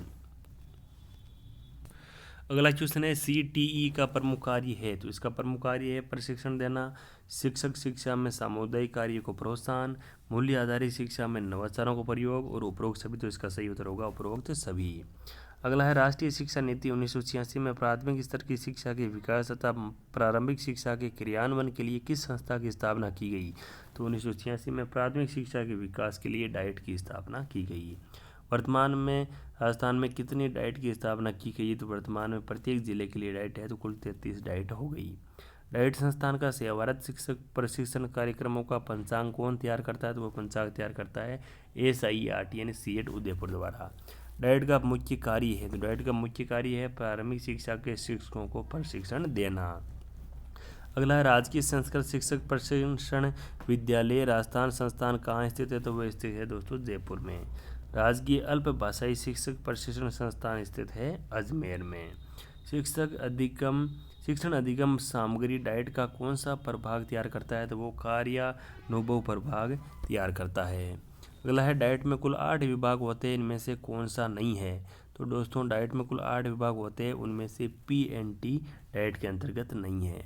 Diet प्रशिक्षण नहीं देता है? तो डाइट प्राध्यापक को प्रशिक्षण नहीं देता है, बाकी प्रधानाध्यापक B और अध्यापक को प्रशिक्षण देता है। अगला है सेवारत शिक्षक प्रशिक्षण नवाचार से संबंधित है? तो सेवारत शिक्षक प्रशिक्षण नवाचार संबंधित है IFIC। स्कूल मैपिंग का निर्माण कौन सा विभाग करता है? तो स्कूल मैपिंग का निर्माण करता है P&M। डाइट की स्थापना का संबंध कौन सी गाइड बुक से है? तो डाइट की स्थापना का संबंध पिंक बुक से है। डाइट में कितनी अकादमिक शाखाएं निर्धारित की गई है? तो डाइट में 7 अकादमिक शाखाएं निर्धारित की गई है। डाइट का कौन सा प्रभाग सेवापूर्व शिक्षक शिक्षा प्रदान करता है? तो वो PST विभाग प्रदान करता है। मानव संसाधन विकास मंत्रालय भारत सरकार द्वारा किस संस्थान को शिक्षा क्षेत्र में लाइट हाउस कहा गया? तो डाइट को दोस्तों लाइट हाउस कहा गया। अगला है पिंक बुक का प्रकाशन कब हुआ? तो पिंक बुक का प्रकाशन हुआ नवंबर 1989 में। राज्य स्तर की वह कौन सी संस्था है जो शिक्षा अधिकारियों को नेतृत्व क्षमता समवर्धी हेतु प्रशिक्षण देती है? वो दोस्तों है SIEMAT। अगला क्वेश्चन है राजस्थान राज्य पाठ्य पुस्तक मंडल RSTB की स्थापना कब हुई? तो RSTB की स्थापना हुई 1974 में। किस वर्ष से राजस्थान राज्य पाठ्य पुस्तक मंडल द्वारा 9 से 12 तक की पाठ्य पुस्तकों का मुद्रण व वितरण किया जा रहा है? तो सितंबर 2010 से। राजस्थान राज्य पाठ्य पुस्तक मंडल की नियमावली कब से लागू की गई? 1 अगस्त 1997 से। राजस्थान राज्य पाठ्य पुस्तक मंडल की शासी परिषद का अध्यक्ष कौन होता है? शिक्षा मंत्री। राजस्थान राज्य पाठ्य पुस्तक मंडल की निष्पादन या कार्यकारी परिषद का अध्यक्ष होता है शासन सचिव स्कूल शिक्षा। अगला है राजस्थान राज्य पाठ्य पुस्तक मंडल में कार्यालय अध्यक्ष व डीडीओ कौन होता है? तो डीडीओ होता है आरएसटीबी का सचिव। राजस्थान राज्य पाठ्य पुस्तक मंडल को कितने अनुभागों में विभाजित किया गया है? 5 अनुभागों में। राजस्थान राज्य पाठ्य पुस्तक मंडल का उद्देश्य नहीं है नो प्रॉफिट नो लॉस, मुद्रण व वितरण, नोडल केंद्रों तक पाठ्य पुस्तकों की पहुंच और पाठ्यक्रम तैयार करना। तो पाठ्यक्रम तैयार करना इसका उद्देश्य नहीं है। अगला है राजस्थान राज्य पाठ्य पुस्तक मंडल के प्रथम अध्यक्ष कौन थे? तो इसका प्रथम अध्यक्ष थे श्री खेत सिंह। अगला है निम्नलिखित में से राजस्थान राज्य पाठ्य पुस्तक मंडल का अनुभाग नहीं है? तो इसमें दोस्तों आप देख सकते हैं प्रशासनिक अधिकारी है, वितरण अनुभाग है, लेखा अनुभाग है, लेकिन अकादमिक निर्देशन विभाग इसके अंतर्गत नहीं है। राजस्थान राज्य पाठ्य पुस्तक मंडल का अध्यक्ष होता है तो इसका अध्यक्ष होता है शिक्षा मंत्री। अगला है राजस्थान राज्य पाठ्य पुस्तक मंडल का कार्य नहीं है प्रकाशन, मुद्रण व वितरण, कार्मिकों की नियुक्ति करना, शिक्षा में अनुसंधान कार्य और उन्हें अनुमोदित करना। तो इसका सही उत्तर है शिक्षा में अनुसंधान कार्य इसका कार्य नहीं है। राजस्थान राज्य पाठ्य पुस्तक मंडल की स्थापना कहाँ की गई? तो इसकी स्थापना की गई झालाना डोगरी जयपुर में। पाठ्य पुस्तक मंडल एक स्वयंशासी संस्था है जो किससे संबंधित है? तो प्रारंभिक शिक्षा निदेशालय से संबंधित है। राजस्थान राज्य पाठ्य पुस्तक मंडल का क्षेत्रीय कार्यालयों को कितने वितरण केंद्रों में विभक्त किया गया है? तो द्विस्तरीय केंद्रों में इसको विभक्त किया गया है। अगला है राजस्थान माध्यमिक शिक्षा अधिनियम कब बना? तो ये दोस्तों बना 1957 में। राजस्थान माध्यमिक शिक्षा बोर्ड राजस्थान अजमेर की स्थापना कहाँ व कब हुई? तो इसकी स्थापना जयपुर में 4 दिसंबर 1957 को हुई। माध्यमिक शिक्षा बोर्ड राजस्थान अजमेर में सदस्यों का कार्यकाल होता है 3 वर्ष। प्रतिष्ठित सेवाव्रत शिक्षा शास्त्री सदस्य के रूप में कितने व्यक्ति बीएसआर में होते हैं? तो बीएसआर में होते दोस्तों 2 सदस्य। माध्यमिक शिक्षा बोर्ड राजस्थान अजमेर द्वारा त्रैमासिक पत्रिका कौन सी है? तो वो पत्रिका है दोस्तों बोर्ड जनरल। माध्यमिक शिक्षा बोर्ड राजस्थान का उपाध्यक्ष होता है निदेशक माध्यमिक शिक्षा। माध्यमिक शिक्षा बोर्ड राजस्थान में राजस्थान विधानसभा अध्यक्ष द्वारा मनोनीत सदस्यों की संख्या कितनी है? तो वह है दोस्तों 2 ही। मुख्यमंत्री हमारी बेटियां योजना किस स्तर से प्रारंभ की गई? 2015-16 से। राज्य विज्ञान प्रतिभा खोज परीक्षा आयोजन कौन कराता है? BSIN माध्यमिक शिक्षा बोर्ड कराता है। माध्यमिक शिक्षा बोर्ड राजस्थान द्वारा आयोजित परीक्षा नहीं है वरिष्ठ उपाध्याय, 8वीं प्रमाण पत्र, रीट और संगीत भूषण। तो संगीत भूषण इसकी मतलब परीक्षा नहीं कराता है। माध्यमिक शिक्षा बोर्ड राजस्थान का प्रमुख कार्य होता है तो माध्यमिक शिक्षा बोर्ड राजस्थान का प्रमुख कार्य है पाठ्यक्रम निर्माण माध्यमिक स्तर पर, बोर्ड परीक्षा का मूल्यांकन करना, प्रतियोगिताओं का आयोजन करना और उपयुक्त सभी। तो सही उत्तर होगा उपयुक्त सभी। माध्यमिक शिक्षा बोर्ड राजस्थान का अध्यक्ष होता है तो माध्यमिक शिक्षा बोर्ड राजस्थान का अध्यक्ष होता है दोस्तों राज्य सरकार द्वारा मनोनीत। राजस्थान माध्यमिक शिक्षा बोर्ड अजमेर द्वारा अनुचित साधनों की रोकथाम अधिनियम कब बनाया गया? तो ये दोस्तों बनाया गया 1992 में। माध्यमिक शिक्षा बोर्ड अजमेर द्वारा निम्नलिखित में से कौन सी कैरियर परामर्श सामग्री की मार्गदर्शिका प्रकाशित नहीं करता है? तो इसमें दृष्टि करता है, दिशा करता है, कार्य करता है, लेकिन रोजगार वो नहीं करता है। अगला क्वेश्चन है बालिका शिक्षा फाउंडेशन की शासी परिषद के अध्यक्ष कौन होता है? तो बालिका शिक्षा फाउंडेशन की शासी परिषद के अध्यक्ष होता है दोस्तों मुख्यमंत्री। कक्षा 12वीं में 75 से अधिक अंक प्राप्त करने वाली बालिकाओं को प्रोत्साहन की एक मुश्त कितनी राशि मिलती है? तो वो मिलती है 5000। बालिकाओं के लिए विदेश में स्नातक स्तर की सुविधा किस वर्ष से प्रारंभ की गई? तो स्नातक स्तर की सुविधाएं विदेश के लिए 2010-11 से प्रारंभ की गई। निःशुल्क साइकिल वितरण योजना किस वर्ष प्रारंभ की गई? तो निःशुल्क साइकिल वितरण योजना दोस्तों प्रारंभ की गई 2007-8 में। ग्रामीण बालिकाओं के लिए ट्रांसपोर्ट वाउचर योजना किस वर्ष में लागू की गई? तो ग्रामीण बालिकाओं के लिए ट्रांसपोर्ट वाउचर योजना 2007-8 में लागू की गई। National scheme of incentive to girl for secondary education के तहत पात्र को कितने रुपए की FDR प्रदान की जाती है? तो पात्र को 3000 रुपये की FDR प्रदान की जाती है।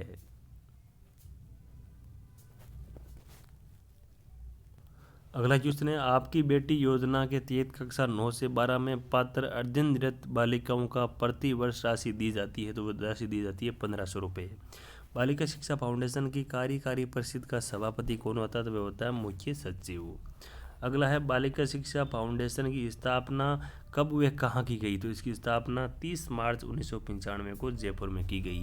गार्गी पुरस्कार योजना में कितनी राशि दी जाती है, तो इसमें 6000 की राशि दी जाती है। निम्नलिखित में से बालिका शिक्षा फाउंडेशन की योजना है, तो इसकी योजना है पद्माक्षी पुरस्कार रोजगार योजना, तो सही उत्तर होगा डी। अगला है, स्काउट व गाइड का कर्तव्य नहीं है भगवान के प्रति, दूसरों के प्रति, स्वयं के प्रति या माता पिता के प्रति, तो स्काउट व गाइड का कर्तव्य माता पिता के प्रति नहीं है। स्काउट व गाइड के नियम में धर्म शब्द का अर्थ है, तो धर्म शब्द का अर्थ है भगवान। स्काउट 22 फरवरी को किस रूप में मनाते हैं, तो स्काउट 22 फरवरी को सेवा दिवस के रूप में मनाते हैं। विश्व में द बॉयज स्काउट आंदोलन की शुरुआत हुई 1907 में। बेडेन पावेल में अपनी बहन के सहयोग से गाइड की शुरुआत कब की, 1910 में। स्वतंत्रता से पूर्व भारत में स्काउट गाइड असफल रहा क्योंकि राजा के प्रति स्वामी भक्ति अधिक थी। भारत में सर्वप्रथम स्काउट की शुरुआत कब व कहाँ हुई, तो भारत में सर्वप्रथम बेंगलुरु में 1909 में हुई। भारत में प्रथम गाइड ग्रुप कब व कहाँ प्रारंभ हुआ, तो भारत में प्रथम गाइड ग्रुप जबलपुर 1911 में प्रारंभ हुआ। बेडेन पावले भारत कब आए, तो बेडेन पावले भारत आए थे 1921 से 37 के मध्य। स्वतंत्रता से पूर्व किन किन भारतीयों ने स्काउट आंदोलन में सहयोग दिया, तो इसमें है दोस्तों पंडित मदन मोहन मालवीय, श्री राम वाजपेयी, हरदेनाथ कुंजरू, उपयोग सभी इसमें सहयोग किया था। अगला है, भारत में द बॉयज स्काउट संघ की स्थापना किसने की, तो वो की थी दोस्तों बेडेन पावले ने। भारत स्काउट व गाइड की स्थापना नई दिल्ली में डॉक्टर ताराचंद द्वारा कब की गई, तो 7 नवंबर 1950 को ताराचंद ने भारत स्काउट व गाइड की स्थापना की। भारत में लड़कियों का ऑल इंडिया गर्ल्स गाइड संघ का विलय भारत स्काउट व गाइड में कब हुआ, तो वो हुआ था दोस्तों 15 अगस्त 1951 को। भारत स्काउट व गाइड का पीस मैसेंजर अवार्ड शांति दूत कब दिया गया, तो वो दिया गया था 1986-87 में। भारत स्काउट गाइड को इंदिरा गांधी अवार्ड कब दिया गया, तो वो दिया गया था 1987 में। स्काउट व गाइड का सबसे बड़ा अवार्ड किसके द्वारा दिया जाता है, तो वो दिया जाता है ब्रोंज उल्फ अवार्ड। अगला है, भारत स्काउट व गाइड को अब तक कौन सा अवार्ड नहीं मिला, तो दोस्तों पद्म भूषण 1988 मिल चुका है, पद्मश्री 1965 मिल चुका है, ब्रोंज उल्फ वॉल्फ अवार्ड 1994 में मिल चुका है, लेकिन नोबल अवार्ड अभी तक भारत को स्काउट व गाइड को नहीं मिला है। राजस्थान राज्य स्काउट व गाइड की राजस्थान की शीर्ष संस्था है, तो वो संस्था है दोस्तों राज्य परिषद। राजस्थान में स्काउट व गाइड प्रशिक्षण संस्था नहीं है, तो इसमें आप देख सकते हैं राजस्थान में स्काउट और गाइड की शीर्ष संस्था जो कौन सी नहीं है, वो दोस्तों है अपने सांगानेर वाली संस्था नहीं है। अगला क्वेश्चन है दोस्तों, राज्य संघ का कार्यकाल कितने वर्ष का होता है, तो राज्य संघ का कार्यकाल होता है दोस्तों 3 वर्ष का। अगला है, विश्व में स्काउट का परिक्षेत्र का कार्यालय नहीं है, तो विश्व में स्काउट का परिक्षेत्र का कार्यालय नहीं है लाओस में। स्काउट व गाइड की राजस्थान में कौन सी पत्रिकाएं जो प्रकाशित होती है, तो राजस्थान में स्काउट और गाइड की पत्रिका प्रकाशित होती है दोस्तों ज्योति। अगला है, स्काउट व गाइड को निम्न में से किस परियोजना से जोड़ा गया है, तो राजस्थान मतलब स्काउट व गाइड को निम्न में से किस परियोजना से जोड़ा गया है, तो वह है दोस्तों नेशनल ग्रीन कोर। अगली है, राजस्थान बालचर आवासीय विद्यालय जयपुर में कहाँ खोला गया है, तो जयपुर में दोस्तों जगतपुरा में राजस्थान बालचर आवासीय विद्यालय खोला गया है। हिंदुस्तान स्काउट व गाइड संघ की स्थापना किस जिले में की गई है, तो हिंदुस्तान स्काउट व गाइड संघ की स्थापना उदयपुर में की गई है। 24वीं विश्व जम्बूरी का आयोजन किस देश में किया जाएगा, तो 24वीं विश्व जम्बूरी का आयोजन किया जाएगा दोस्तों संयुक्त राज्य अमेरिका में। 17वीं राष्ट्रीय जम्बूरी का आयोजन भारत के किस शहर में किया गया, तो दोस्तों भारत के मैसूर शहर में 17वीं राष्ट्रीय जम्बूरी का आयोजन किया गया। राजस्थान का कौन सा मुख्यमंत्री भारत स्काउट व गाइड का अध्यक्ष रह चुका है, तो राजस्थान का अशोक गहलोत है जो स्काउट व गाइड का अध्यक्ष रह चुका है। भारत स्काउट व गाइड का पहला राष्ट्रीय मुख्य आयुक्त कौन थे, तो वो थे दोस्तों हरदेनाथ कुंजरू। अगला है REI का पूरा नाम क्या है? तो REI का पूरा नाम है राजस्थान एजुकेशन इनिशिएटिव। राजस्थान शिक्षा पहल की शुरुआत राजस्थान में कब हुई? 2005 में। राजस्थान में राजस्थान शिक्षा पहल की नोडल एजेंसी किसे बनाया गया? राजस्थान प्रारंभिक शिक्षा परिषद को। राजस्थान शिक्षा पहल के मुख्य सहयोगी नहीं है GESCL, WEF, CII और APGG। तो इसमें दोस्तों APGG यहाँ पर मुख्य सहयोगी नहीं है। राजस्थान शिक्षा पहल का मुख्य उद्देश्य नहीं है, तो इसमें लैंगिक भेद कम करना उद्देश्य है, कंप्यूटर द्वारा शिक्षा का सुदृढ़ीकरण करना है, विश्व स्तरीय प्रौद्योगिकी द्वारा शैक्षिक सबलीकरण है, लेकिन ठहराव सुनिश्चित करना राजस्थान शिक्षा पहल का उद्देश्य नहीं है।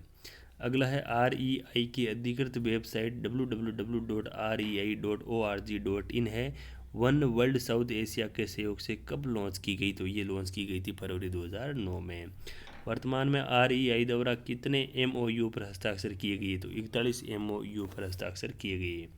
गलत तथ्य पहचानी, तो इसमें CII है the confederation of Indian industry, GESCL है global e school and communities initiative, और WEF का है वर्ल्ड इकोनॉमिक फंड, और UEEA का है यूनिवर्सल एलिमेंट्री एजुकेशन। तो इसमें दोस्तों गलत है, WEF है। अगला है राजस्थान शिक्षा पहल के कार्यों की कितनी धाराएं स्ट्रीम्स है? तो इसमें दोस्तों 2 यहाँ पर स्ट्रीम्स है, 2 धाराएं हैं। अगला है राजस्थान उद्योग परिसंघ CII का कार्यालय रहा है, तो वह कार्यालय रहा है दिल्ली। अगला क्वेश्चन है MDM मध्याह्न भोजन योजना कब प्रारंभ की गई? तो ये प्रारंभ की गई 15 अगस्त 1995 को। MDM कार्यक्रम का मुख्य उद्देश्य है नामांकन में वृद्धि, पौष्टिक स्तर बढ़ाना और ठहराव सुनिश्चित करना। अगला है शिक्षक मूल्यांकन प्रपत्र TAF निम्न में से किससे संबंधित है? तो वह है SMIS से संबंधित है। MDM का विस्तार कक्षा 6 से 8 तक कब किया गया? तो वो किया गया 1 अप्रैल 2008 को। जिला प्राथमिक शिक्षा कार्यक्रम DPEP भारत में कब प्रारंभ किया गया? तो 1994 में प्रारंभ किया गया। सर्व शिक्षा अभियान का क्रियान्वयन वर्ष कौन सा है? 2001। अगला है सर्व शिक्षा अभियान का मुख्य उद्देश्य है। तो सर्व शिक्षा अभियान का मुख्य उद्देश्य है प्रारंभिक शिक्षा का सार्वजनिकरण करना, नामांकन बढ़ाना, गुणवत्तापूर्ण शिक्षा उपलब्ध कराना और सभी। तो सभी इसका सही उत्तर होगा। सर्व शिक्षा अभियान की राजस्थान में नोडल एजेंसी किसे बनाया गया? तो RCEE को राजस्थान में नोडल एजेंसी बनाया गया है। सर्व शिक्षा अभियान में वित्तीय भागीदारी केंद्र व राज्य सरकारों की वर्तमान में कितनी है? तो वर्तमान में है 60-40। सर्व शिक्षा अभियान से संबंधित शब्दावली नहीं है BRC, CRC, EMIS और DPC। तो इसमें EMIS से सर्व शिक्षा अभियान से संबंधित शब्दावली नहीं है। ब्लॉक स्तर पर सर्व शिक्षा अभियान का मुख्य अधिकारी कौन होता है? तो ब्लॉक स्तर पर मुख्य अधिकारी होता है BRCF। सर्व शिक्षा अभियान के अंतर्गत संचालित योजना नहीं है KGBV, NPEGL, शाला दर्पण और लहर। तो शाला दर्पण दोस्तों सर्व शिक्षा अभियान के तहत नहीं है, क्योंकि शाला दर्पण रमसा के तहत है।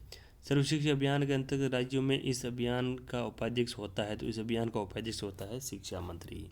सर्व शिक्षा अभियान में सभी बच्चों को उच्च प्राथमिक स्तर की शिक्षा पूरी करने का लक्ष्य था 2010। NPGEL के तहत किस कक्षा के कमजोर छात्राओं के लिए उपचारात्मक शिक्षण उपलब्ध करवाया जाता है? तो कक्षा 3 से 8 तक की छात्राओं के लिए उपचारात्मक शिक्षण उपलब्ध करवाया जाता है। अगला है सर्व शिक्षा अभियान के अंतर्गत वे कौन सा कार्यक्रम है जो कक्षा 1 से 2 में बच्चों का नामांकन में ठहराव सुनिश्चित करने व गुणवत्तापूर्ण शिक्षा देने के लिए चलाया गया था? वह कार्यक्रम था दोस्तों लहर कार्यक्रम। अगला है दोस्तों सर्व शिक्षा अभियान के अंतर्गत अनामांकित एवं ड्रॉप आउट बालिकाओं को स्कूल से जोड़ने में प्रोत्साहित करने हेतु संचालित कार्यक्रम है, तो वो है दोस्तों मीना मंच। अगला है सर्व शिक्षा अभियान के अंतर्गत संचालित वह कार्यक्रम जो विशेष आवश्यकता वाले बालक बालिकाओं को शिक्षा की मुख्य धारा में जोड़ने से संबंधित है, तो वह है दोस्तों CWSN।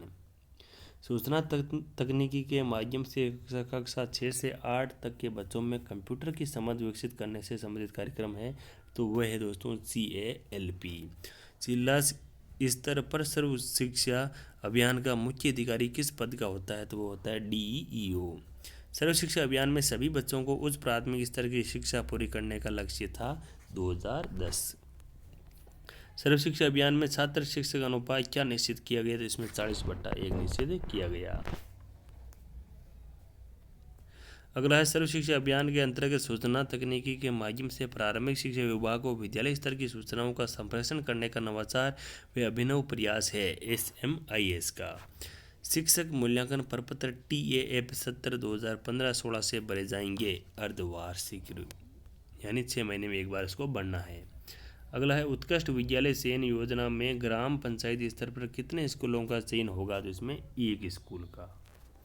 प्रारंभिक शिक्षा में बाह्य अकादमिक मूल्यांकन कार्यक्रम संबलन वर्ष में कितनी बार मूल्यांकन किया जाता है, वर्ष में 2 बार। समावेशी शिक्षा के अंतर्गत प्रारंभिक शिक्षा SSA में कौन सा कार्यक्रम संचालित हुए है दोस्तों, CWSN। रेगिस्तानी छात्रावास निम्न में से नहीं है, चांदन है, देवीकोट है, बज्जू है, लेकिन साता इसमें नहीं है। मेवात बालिका आवासीय विद्यालय योजना कौन से जिले में संचालित हुए है दोस्तों, अलवर में। बालिका शिक्षा से संबंधित नहीं है, तो बालिका शिक्षा संबंधित अभ्यास है, मीना मंच है, अध्यापिका मंच है, लेकिन बालिका मंच बालिका शिक्षा से संबंधित है, नवाचार संबंधित नहीं है। अगला है प्रारंभिक शिक्षा विभाग की ऑनलाइन सूचनाएं प्रत्येक विद्यालय द्वारा भरी जाती है, उस कार्यक्रम का क्या नाम है, तो उसका नाम है शाला दर्शन। प्रारंभिक शिक्षा के क्षेत्र के रूप में प्रत्येक ग्राम पंचायत स्तर पर कौन से विद्यालय विकसित किए जा रहे हैं, तो वे किए जा रहे हैं उत्कृष्ट विद्यालय। वर्तमान समय में प्राथमिक कक्षाओं के पाठ्यक्रम में किस पद्धति को अपनाया गया है, तो वो पद्धति है दोस्तों SIQE, ABL, CCF और सभी, यानी सभी पद्धतियों को अपनाया गया है। अगला है कस्तूरबा गांधी बालिका विद्यालय का उद्देश्य नहीं है, तो इसका उद्देश्य है दोस्तों बालिका शिक्षा को बढ़ावा देना, लिंगानुपात बढ़ाना, लेकिन लिंगानुपात बढ़ाना कस्तूरबा गांधी बालिका विद्यालय का उद्देश्य नहीं है। वंचित वर्गों की बालिकाओं को स्कूल से जोड़ना और 14 वर्ष से अधिक उम्र की बालिकाओं जोड़ना, तो इसका सही उत्तर होगा लिंगानुपात बढ़ाना, उसका उद्देश्य नहीं है। अगला है कस्तूरबा गांधी बालिका विद्यालय जहाँ स्थापित किए गए हैं, तो कस्तूरबा गांधी विद्यालय वहीं स्थापित किए जाते हैं जहाँ साक्षरता जेंडर गैप 20% अधिक हो, शहरी क्षेत्रों में जहाँ 20% जनसंख्या अल्पसंख्यक हो, ग्रामीण साक्षरता दर राष्ट्रीय महिला साक्षरता दर से कम है, और उपरोक्त सभी, यानी इन सभी मतलब जो कमियाँ होती है वहाँ पर स्थापित किए जाते हैं। कस्तूरबा गांधी बालिका विद्यालय में प्रवेश के लिए पात्र बालिकाएं हैं, तो इसमें सामान्य वर्ग की BPL, आरक्षित वर्ग SC ST OBC और SBC, अल्पसंख्यक समुदाय और सभी को इसमें शामिल किया जाता है। कस्तूरबा गांधी बालिका विद्यालय भारत सरकार की योजना है, लेकिन वर्तमान में इसे किस कार्यक्रम से जोड़ा गया है, तो वर्तमान में इसको SSA यानी सर्व शिक्षा अभियान के तहत जोड़ दिया गया है। वर्तमान में राजस्थान में प्रथम मॉडल के अंतर्गत कितने कस्तूरबा गांधी बालिका विद्यालय आता है, तो प्रथम मॉडल के अंतर्गत 178 बालिका शिक्षा विद्यालय आते हैं। गलत तथ्य बताइए, तो गलत तथ्य में आप देख सकते हैं KGBV में 3 मॉडल अपनाए गए हैं। मॉडल 3 में राजस्थान में 22 KGBV है, KGBV के मॉडल 1 में 178 KGBV है। राजस्थान में मॉडल 2 को लागू किया गया है, तो राजस्थान में मॉडल 2 को लागू नहीं किया गया है। अगला है कस्तूरबा गांधी बालिका विद्यालयों में जो लागू नहीं है, तो इसमें दोस्तों 75% सीटें आरक्षण वर्ग के लिए है, 25 BPL सामान्य के लिए है, 75 सीटें शहरी अल्पसंख्यकों के लिए है और 25 सामान्य वर्ग के लिए नहीं है, तो ये गलत होगा। कस्तूरबा गांधी बालिका विद्यालय के कौन से मॉडल में UPS उच्च प्राथमिक विद्यालय नहीं है, तो उच्च प्राथमिक विद्यालय मॉडल 3 में नहीं है। अगला है राष्ट्रीय माध्यमिक शिक्षा अभियान भारत सरकार की एक फ्लैगशिप योजना है जो प्रारंभ की गई, तो राष्ट्रीय माध्यमिक शिक्षा अभियान मार्च 2009 में दोस्तों लागू की गई। राष्ट्रीय माध्यमिक शिक्षा अभियान योजना का प्रारंभ किस सत्र में किया गया, तो 2009-10 में इसका प्रारंभ किया गया। राजस्थान में राष्ट्रीय माध्यमिक शिक्षा अभियान की शीर्ष निकाय शासन परिषद है, इसका अध्यक्ष कौन होता है, मुख्यमंत्री। राजस्थान में राष्ट्रीय माध्यमिक शिक्षा अभियान की कार्यकारी समिति का सभापति किसे बनाया गया है, शासन सचिव को। राजस्थान में राष्ट्रीय माध्यमिक शिक्षा अभियान द्वारा संचालित योजना नहीं है, तो राष्ट्रीय में मॉडल स्कूल है, SIQE है, आदर्श स्कूल है, लेकिन KGBV नहीं है क्योंकि ये यहाँ पर सर्व शिक्षा अभियान द्वारा संचालित है और पहले भारत सरकार थी और बाद में सर्व शिक्षा अभियान के तहत कर दी गई। राष्ट्रीय माध्यमिक शिक्षा अभियान योजना के अंतर्गत आने वाले छात्रों का आयु वर्ग है, तो छात्रों का आयु वर्ग है दोस्तों 14 से 18। राष्ट्रीय माध्यमिक शिक्षा अभियान कार्य योजना का भाग नहीं है, तो इसमें 5 किमी के दायरे माध्यमिक स्कूल हो, 7 से 10 किमी के दायरे में उच्च माध्यमिक स्कूल हो, 2017 तक माध्यमिक शिक्षा की सार्वभौमिक सुलभता हो, 2021 तक सार्वभौमिक प्रतिधारण सुनिश्चित हो, ये दोस्तों नहीं है, बाकी तीनों है। अगला है राजस्थान में माध्यमिक शिक्षा अभियान की नोडल एजेंसी किसे बनाया गया है, तो नोडल एजेंसी बनाया गया है RCSE जयपुर को। राष्ट्रीय माध्यमिक शिक्षा अभियान के अंतर्गत निःशक्त जनों के लिए समावेशी शिक्षा योजना का प्रारंभ कब हुआ? तो समावेशी शिक्षा योजना का प्रारंभ हुआ था 2009-10 में। राष्ट्रीय माध्यमिक शिक्षा अभियान कार्यक्रम की लक्ष्य पूर्ति अवधि निश्चित की गई 2009 से 17 के अंतर्गत, यानी 2009 के से लगाकर 2017 तक इसकी लक्ष्य पूर्ति अवधि निश्चित की गई।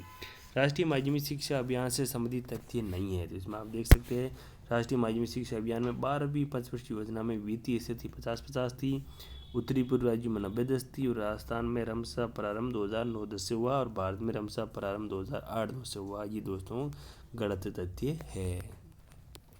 राष्ट्रीय माध्यमिक शिक्षा अभियान से संबंधित योजना निम्नलिखित में से राजस्थान में संचालित नहीं है, तो इसमें दोस्तों शाला दर्पण है, शारदीय बालिका छात्रावास है, आदर्श विद्यालय है, लेकिन शाला दर्शन नहीं है क्योंकि शाला दर्शन सर्व शिक्षा अभियान द्वारा संचालित है। राष्ट्रीय माध्यमिक शिक्षा अभियान के अंतर्गत सत्र 2015-16 से आदर्श स्कूल योजना किस स्तर पर खोले जा रहे हैं? तो वो ग्राम पंचायत स्तर पर खोले जा रहे हैं। राष्ट्रीय माध्यमिक शिक्षा अभियान के अंतर्गत सत्र 2015-16 में आदर्श की कक्षा 1 से 5 तक के बच्चों की मूल्यांकन की कौन सी पद्धति अपनाई गई है? तो वो दोस्तों पद्धति है SIQE। स्वामी विवेकानंद मॉडल स्कूल से संबंधित नहीं है। केंद्रीय स्कूल संगठक मानकों के समान होंगे।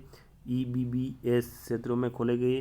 राजस्थान में 186 मॉडल स्कूल होंगे और वित्तीय अनुपात 90-10 होगा, तो ये मॉडल स्कूल से संबंधित नहीं है, गलत तथ्य है दोस्तों। अगला है भारत में EBBS से संबंधित नहीं है शैक्षिक दृष्टि से पिछड़े लोग, तो इसमें दोस्तों 27 राज्यों में दादर नगर हवेली में है EBBS। वर्तमान में इसकी संख्या 3479 है। पूर्व देश के 2 राज्य व 6 केंद्र शासित राज्यों में नहीं है। केरल गोवा में नहीं है, तो केरल गोवा में दोस्तों ये है, इसलिए ये तथ्य गलत है। स्वामी विवेकानंद मॉडल स्कूल से संबंधित नहीं है, तो Swami Vivekananda model school 6000 model school खोले जाएंगे। कक्षा 6 से 12 तक अंग्रेजी माध्यम होगा। ग्रामीण प्रतिभाओं को गुणवत्तापूर्ण शिक्षा दी जाएगी और मॉडल स्कूल योजना का प्रारंभ 2010 में हुआ, जो दोस्तों की गलत तथ्य है, क्योंकि दोस्तों मॉडल स्कूल का प्रारंभ नवंबर 8 में किया गया था। अगला है राजस्थान में स्वामी विवेकानंद मॉडल स्कूल से संबंधित तथ्य नहीं है, तो इसमें आप देख सकते हैं छात्र शिक्षक अनुपात 40:1 है। वित्तीय अनुपात 50-50 है। इसकी नोडल एजेंसी RCSE है और जिला स्तरीय समिति द्वारा मॉनिटरिंग, तो जिला स्तरीय समिति द्वारा इसकी मॉनिटरिंग नहीं की जाती है। अगला है मॉडल स्कूलों की मॉनिटरिंग जिला स्तरीय समिति द्वारा की जाती है। इस समिति का अध्यक्ष होता है, तो इसमें आप देख सकते हैं इसका अध्यक्ष होता है जिला कलेक्टर। अगला है स्कूलों में सूचना और संचार प्रौद्योगिकी ICT योजना माध्यमिक स्तर पर कब लागू की? तो माध्यमिक स्तर पर दिसंबर 2004 से लागू की गई। ICT योजना का घटक नहीं है, तो ICT योजना का घटक नहीं है शिक्षक संबंधी हस्तक्षेप नहीं। ICT योजना में सुधार जुलाई 2010 में किया गया, जिसके अनुसार सुधार नहीं किया है तो वह शिक्षकों का सेवाकालीन प्रशिक्षण नहीं। ICT का कार्य क्षेत्र है, तो ICT का कार्य क्षेत्र है दोस्तों सरकारी माध्यमिक स्कूल, सरकारी उच्च माध्यमिक स्कूल और सरकारी अनुदानित स्कूल। ICT योजना की प्रमुख विशेषता है, तो ICT की सभी विशेषताएं इसमें आप देख सकते हैं। प्रबंधन, मॉनिटरिंग और मूल्यांकन में ICT का उपयोग किया जाए। स्कूलों में शिक्षक अधिगम प्रक्रिया में ICT का प्रयोग करने वाले शिक्षकों को राष्ट्रीय पुरस्कार दिया जाए और विषय वस्तु विकास के लिए शुद्धिकरण की व्यवस्था है। ICT नीति का मुख्य उद्देश्य है युवाओं में ICT का प्रयोग बढ़ाना, वैश्विक स्तर पर प्रतिस्पर्धा बढ़ाना और सृजनात्मकता को बढ़ावा देना, तो सभी इसके मुख्य उद्देश्य है। अगला है भारत प्रथम कृत्रिम शैक्षिक उपग्रह कौन सा है? तो वह है दोस्तों GSAT। EDUSAT को इसरो ने कब अंतरिक्ष में स्थापित किया गया? वो किया 20 सितंबर 2004 को। भारत में उपग्रह प्रक्षेपण केंद्र कहाँ स्थित है? श्रीहरिकोटा में। EDUSAT एक कृत्रिम उपग्रह है, इससे संबंधित है, तो EDUSAT दोस्तों भूमध्य रेखा से 19.2 डिग्री पर तथा 74 डिग्री पूर्व देशांतर पर स्थित है। न्यूनतम 7 साल के लिए एंड 36,000 किमी की दूरी पर अंतरिक्ष में स्थापित है। इसमें 6 KU बैंड ट्रांसपोंडर तथा एक एक्सटेंडेड C बैंड ट्रांसपोंडर लगे हैं, तो इसमें सभी तथ्य सही है। राजस्थान में EDUSAT योजना का प्रारंभ कब किया गया? अप्रैल 2006 में। श्री सतीश धवन अंतरिक्ष प्रक्षेपण केंद्र हरिकोटा किस झील के किनारे है? पुलिकट झील के किनारे। EDUSAT का प्रमुख उद्देश्य है भारत शिक्षा प्रणाली को आधुनिक बनाना, दूर शिक्षा कार्यक्रमों को बढ़ावा देना, शिक्षा का वैकल्पिक माध्यम विकसित करना, तो सभी इसके सही है।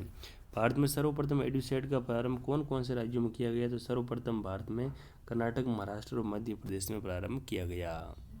राजस्थान में एडुसेट संबंधित तथ्य है। तो राजस्थान में दोस्तों आप देख सकते हैं कार्यक्रम प्रसारण हेतु स्टूडियो की स्थापना शिक्षा संकुल जयपुर में की गई। बेल द्वारा टीचर और स्टूडेंट सेटअप का इंस्टॉलेशन कराया गया। राजस्थान में 19 साइटें से जुड़ी गई है। तो सभी तथ्य इसमें सही है।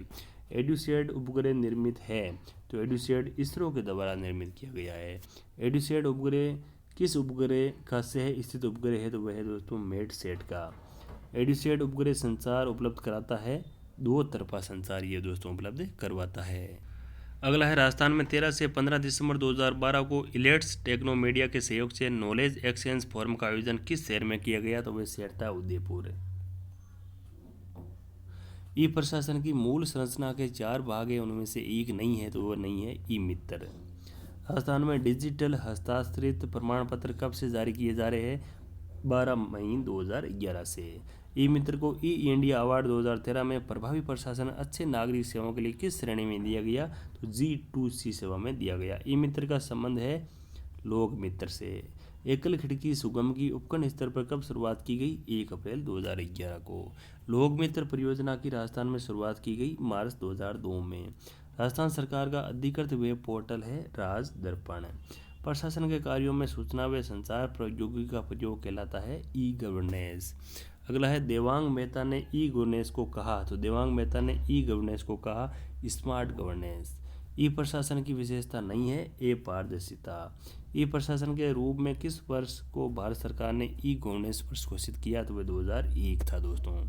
भारत में सूचना तकनीकी कानून कब बनाया गया? 18 अक्टूबर 2000 को। ई प्रशासन का उद्देश्य नहीं, तो ई प्रशासन का उद्देश्य है सुशासन, पारदर्शिता, विश्वास, लेकिन बाबू से इसका उद्देश्य नहीं है। शिक्षा विभाग राजस्थान की अधिकृत वेबसाइट है rajshiksha.gov.in। वर्तमान में शिक्षा विभाग की अधिकृत पोर्टल कौन सा है? तो अधिकृत पोर्टल है education.rajasthan.gov.in। राज ई ज्ञान पोर्टल का शुभारंभ कब किया गया? 12 फरवरी 2016 को। राजस्थान सरकार द्वारा कितने सामान्य सेवा केंद्र खोले जाएंगे? तो वो सेवा क्षेत्र है 6626। ई मित्र प्रोजेक्ट राजस्थान में कब स्थापित हुआ? 2005 में। ग्रामीण क्षेत्रों में राजस्थान सरकार द्वारा ऑनलाइन सेवा प्रदान की जाती है। तो ग्रामीण क्षेत्रों में दोस्तों ई मित्र के माध्यम से प्रदान की जाती है।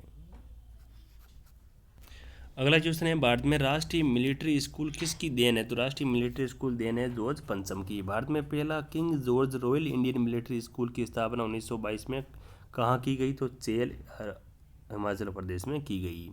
प्रथम विश्व युद्ध की देन कौन से RMS है? तो वह है चेल एंड अजमेर।